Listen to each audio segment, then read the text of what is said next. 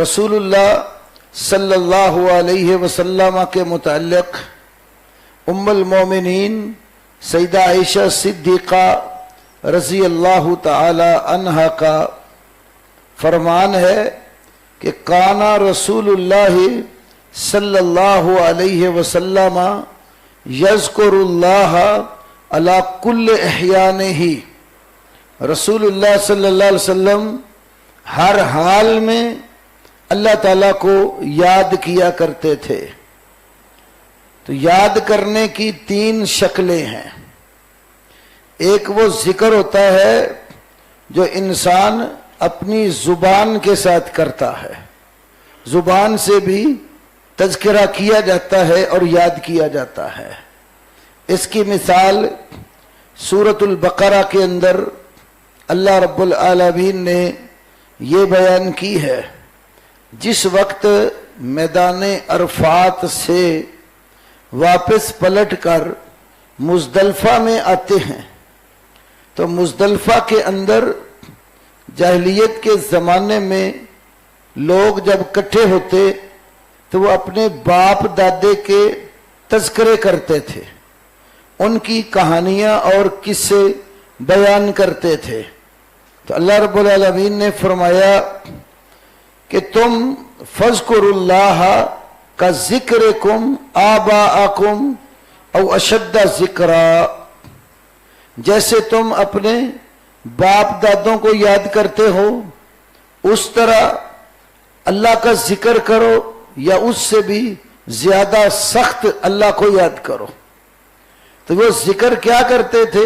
اپنی زبانوں سے اپنے وڈیروں کی کہانیاں، قصے، ان کے فضائل، مناقب بیان کرتے تھے۔ تو اس آیت میں ذکر وہ ہے جو زبان کے ساتھ کیا جاتا ہے، تو ذکر زبان کے ساتھ بھی ہوتا ہے۔ اسی طرح ذکر دل کے ساتھ بھی ہوتا ہے، جس طرح سورۃ آل عمران میں اللہ رب العالمین نے فرمایا وَالَّذِينَ إِذَا فَعَلُوا فَاحِشَةً أَوْ ظَلَمُوا أَنفُسَهُمْ، وہ لوگ جب کھلی بے حیائی کر لیتے ہیں یا اپنی جانوں پر ظلم کر لیتے ہیں، ذکر اللہ، اللہ کو یاد کرتے ہیں، فاستغفروا لذنوبہم، اور اپنے گناہوں کی بخشش طلب کرتے ہیں۔ امام ابن الجوزی علیہ الرحمہ نے اپنی کتاب نزعۃ الاعین النواظر کے اندر یہ بات لکھی ہے کہ ذکر اللہ، اللہ کو یاد کرنے کا یہاں مطلب ندامت اور شرمندگی اختیار کرتے ہوئے اپنے پروردگار کے حضور وہ شرمندہ ہو جاتے ہیں تو اللہ کو یاد کرتے اور استغفار کرتے ہیں۔ یہ دل میں گناہوں کی جو ندامت ہے اس کو ذکر اللہ سے اللہ نے یہاں تعبیر کیا ہے۔ تو ذکر زبان سے بھی ہوتا ہے اور ذکر دل کے ساتھ بھی ہوتا ہے۔ اسی طرح ذکر انسان اللہ کی ہر قسم کی اطاعت اور فرما برداری کے ذریعے بھی کرتا ہے۔ امام نووی علیہ الرحمہ نے اپنی کتاب الاذکار میں امام عطا بن ابی رباح رحمہ اللہ سے نقل کیا ہے کل عامل بطاعت اللہ فہو ذاکر اللہ، کل عامل بطاعت اللہ، ہر وہ بندہ جو اللہ تعالیٰ کی فرما برداری کرتا ہے، اللہ کے حکم کے مطابق عمل کرتا ہے، فہو ذاکر اللہ، وہ اللہ کو یاد کرنے والا اور اس کا ذکر کرنے والا ہے۔ تو اللہ تعالیٰ کی اطاعت اور فرما برداری کرنا، اس کا حکم ماننا، یہ بھی اللہ کا ذکر ہے۔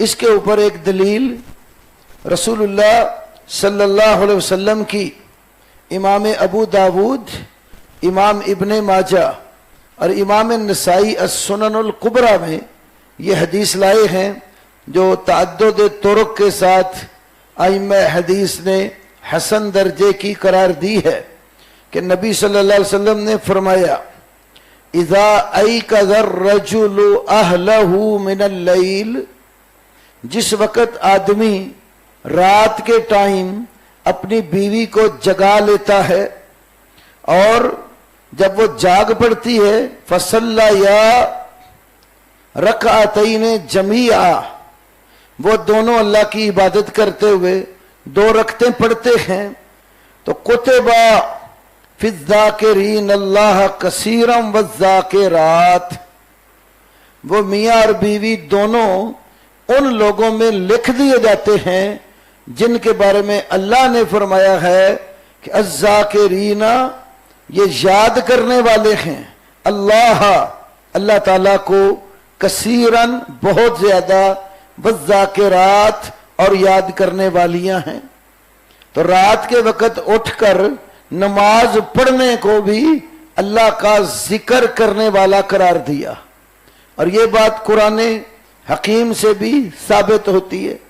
अल्लाह ताला ने सूरह ताहा के अंदर मूसा अलैहिस्सलातो व तस्लीम के बारे में जिक्र किया, व अकीमिस्सलाता लिज़िक्री, नमाज मेरे जिक्र के लिए कायम कर। तो नमाज पढ़ना अल्लाह का जिक्र करना है। तो जिक्र 3 तरीके से हुआ। एक वो जिक्र है जो जुबान से आप वजीफा पढ़ते हैं, जिस तरह सुबह शाम के अज़कार हैं, नमाजों के बाद की आप अज़कार करते हैं, रात के वक़्त सोने के लिए आप बिस्तर पर आए तो सोते हुए अज़कार करते हैं, सुबह नींद से बेदार होकर आप अल्लाह का जिक्र करते हैं। तो एक वो वज़ाइफ हैं जो आप अपनी जुबान से पढ़ते हैं। दूसरा जिक्र आप अपने दिल को अल्लाह की याद से वाबस्ता रखते हैं। अल्लाह रब्बुल आलमीन के हुजूर आपका दिल गफलत नहीं बरतता, हर टाइम अल्लाह को याद रखता है। और तीसरा तरीका अल्लाह की इताअत, फरमा बरदारी और अमल के जरिए अल्लाह को याद करना।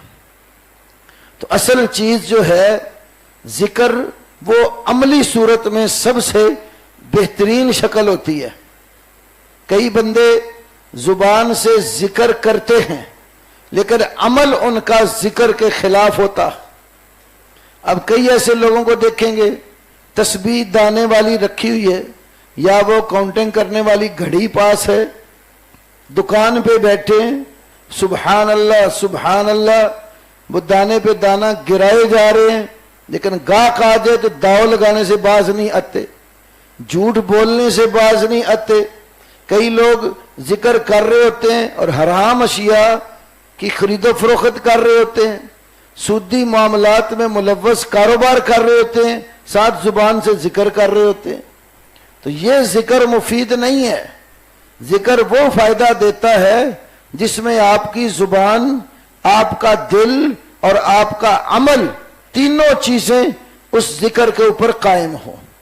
आपका अमल भी शरीयत के मुताबिक हो, आपकी जुबान वही बात कहे जो आपके दिल के अंदर है। तो जुबान, दिल और अमल तीनों चीजें अल्लाह की याद में महव हो तो फिर समझो आप सही मानों में अल्लाह का जिक्र करते। कोई काम करने लगे तो आपको अल्लाह का हुक्म याद आ जाए कि ये काम मैं करने लगा हूं, इसलिए मेरे रब ने ये करने का कहा है और इस तरह कर रहा हूं कि मेरे नबी ने ये तरीका बताया है। तो अगर आप काम सारे अल्लाह की मर्जी के खिलाफ करते रहें, रसूलुल्लाह सल्लल्लाहु अलैहि वसल्लम की सुन्नत और तरीका कार के खिलाफ करते रहें, जुबान आपकी वो हरकत करती रहे, अज़कार करती रहे, तो इस जिक्र का आपको वो फायदा नहीं होगा जो अल्लाह रब्बुल आलमीन और नबी सल्लल्लाहु अलैहि वसल्लम चाहते हैं।